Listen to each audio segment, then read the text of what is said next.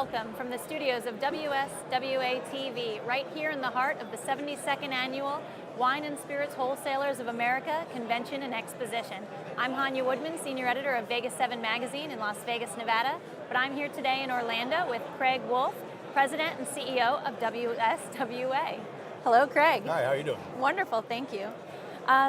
So you are currently wrapping up your 9th year as president of WSWA, and I'm sure that in that time you've seen a number of trends, both lasting and also fleeting. So I was wondering if you could tell me what some of the best things to come out of the last decade have been. I think, hands down, the best thing that has occurred over the past years has been the rise in the craft industry. And it started predominantly in the wine side. We don't call it craft wine. We call it the small wineries. When they were started counting wineries, back in the 70s, about 1976, there were maybe 700 wineries in this country. Today, there are over 7,000 wineries in this country, and one in every state, including Alaska, for that matter. So they started off the trend of really creating these smaller wineries, these unique products, these unique tailored products, different grapes, experimenting. And people back, I guess in the 70s, they created a consumer of wine that was interested in trying new things. That was the thing about wine. If you were a spirits person back in the 70s, 80s, 90s, even to the early 2000s, you were brand loyal. You had Wild Turkey, you loved your Wild Turkey. You loved your Jack Daniels, you were a bean guy, that was your thing. But wine has always been about, and the message they've been sending out is, it's about trying different things. You want to try a Pinot Grigio, you want to try a Pinot Gris, you want to try a Pinot Noir, you want to try, on and on and on. And the idea is to expand your palate. But the beer and then the spirit segment lagged behind that. And then starting in the late 90s, early 2000s, the beer segment started to catch up a little bit. And now the spirit segment has really caught up. And the craft distilling industry is just going through a tremendous growth stage right now. There are hundreds, probably thousands of craft distillers across the country now. And it's just tremendous, the energy they're bringing to the industry. And they're making everybody work harder. The competition they create isn't just between themselves. They're going after the big guys too. So the big guys are looking behind them, and the little guys are looking at each other, and everybody's trying to get a share of the marketplace. So it's a very competitive, it's a really great time to be in this industry because there's so much new coming out, so much innovation, so much exuberance, and you can feel it in the people that are here. So I think that's the biggest thing that's going on in the industry. We came out of the recession in 2008, and things were down a little bit. We were on such a high growth plane for a number of years. And then things went down a little bit, leveled off a little bit, and now, with the boom in the craft side, things are just happening so fast and so good for the industry. Excellent. I was hoping that you might be able to tell me a WSWA success story. Right. I think one of the success stories we talk about most is about Tito's. Handmade vodka. So Tito Beverage, and that's his name, Tito Beverage, just happenstance, his name is Beverage. Tito Beverage kept coming to the WSWA convention year after year, building relationships, displaying his product, talking to people, trying to convince them of how craft and how important it was. And he was really one of the originators, one of the first in the craft industry. And over time, because of his effort at the convention, wholesalers took notice. And now, Tito Beverage is just going through tremendous growth, like a rocket through the sky. And everybody looks at Tito as one of those guys who was able to help start the craft movement. But it didn't happen overnight, and it happened at this convention. Excellent. How does WSWA tailor the convention experience to a more venerable brand, someone who might even have been around before the convention? Right, so you look at the convention in different ways. For brands that have been around for a long time, it's about sustaining your relationships. Because the wholesalers will go out to the brands that have been around for a long time, and they have the relationships. And they meet with them and talk about, okay, yes, you have a great brand. Yes, we've been representing you for a long time. Tell us what's new. What kind of programs are you bringing out this year to really bulk up your particular brand? What new is going to happen with your brand? You have a new advertising campaign, a new brand, a new different type of variety, whatever it is, okay, that sets you apart for this year. And how can we help you take your brand, or your new brand, or your old brand, and make it even better and sell even more? So for established brands, the idea here is not to come here looking for distribution. They've got distribution.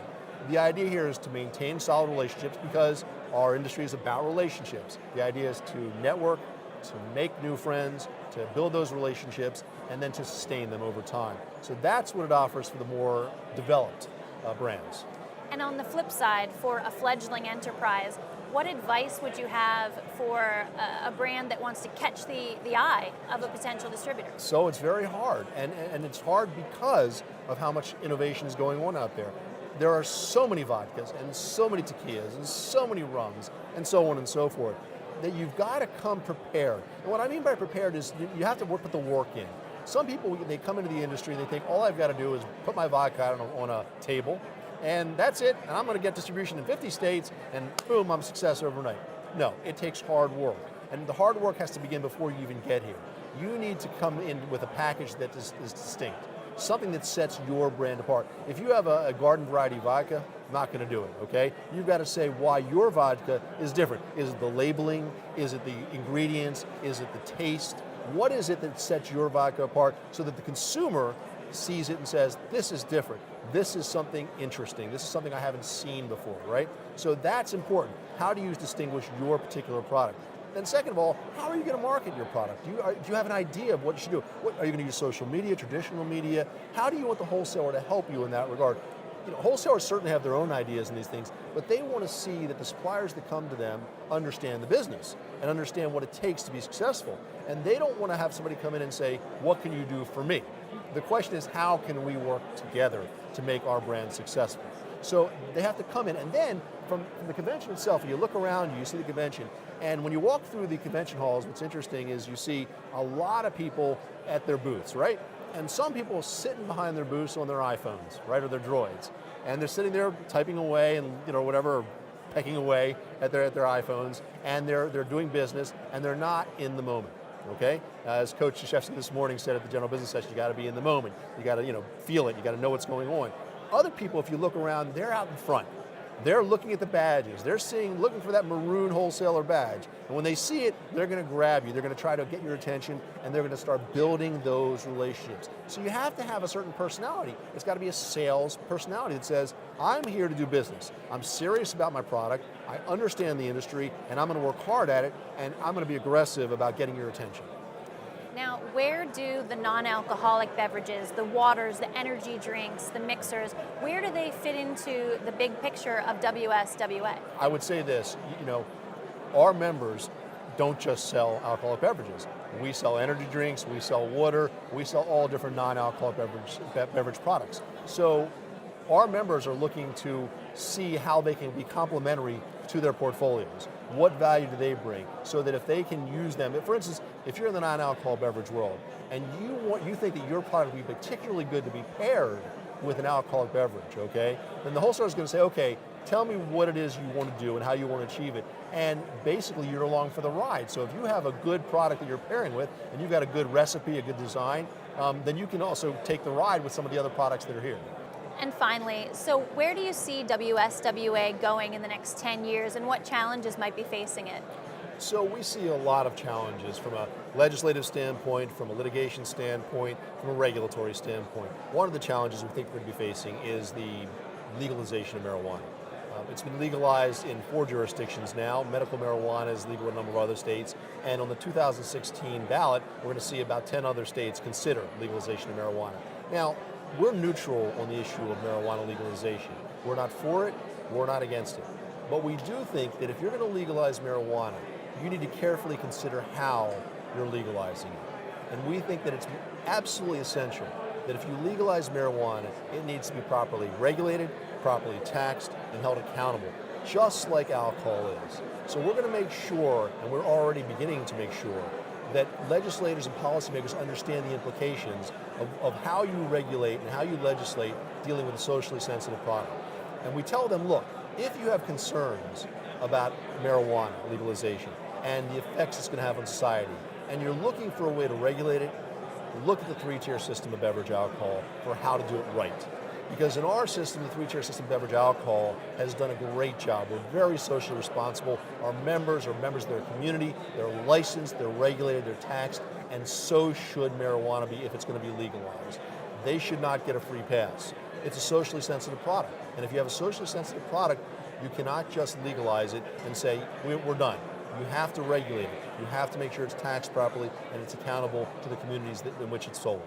Excellent. Thank you for that insight. I really appreciate it, and I really appreciate your time. I know Thank you're you. a little bit busy. No, a little bit. I mean, it never stops. I go from one place to the other. By the time the week is over, I'm pretty exhausted. But, you know, everywhere I go, I enjoy it because I get to see new products. I'll tell you, I saw a couple things today that were interesting, and I'll just mention them. I was going through one of the exhibit halls, and I ran across a product that I just hadn't seen before. I hadn't thought about it. So in a lot of states, retailers, whether they be on-premise or off-premise, only have beer and wine licenses, right? They don't sell spirits. They could be a restaurant who only has a beer and wine license. It could be a retailer in a control state. And so this one vendor I saw today is taking wine-based products and they're making cocktails out of them. Now, they're still wine-based, so that there's no spirits in them, but they taste like cocktails. So if you're a licensee who doesn't have the spirits license, but has a beer and wine license, well, guess what? Now you can offer your customers the traditional beer and wine selection, but now you can offer them a wine hybrid that tastes like a cocktail. So you can fill out your menu with a lot of interesting selections that you wouldn't normally have. So again, innovation that's really interesting and actually helps a lot of retailers do good business. Well, I'll be on the lookout for that when I take to the floor after this. So thank you again. Thank you. Thank you for your time. And thank you. Stay tuned to WSWA TV.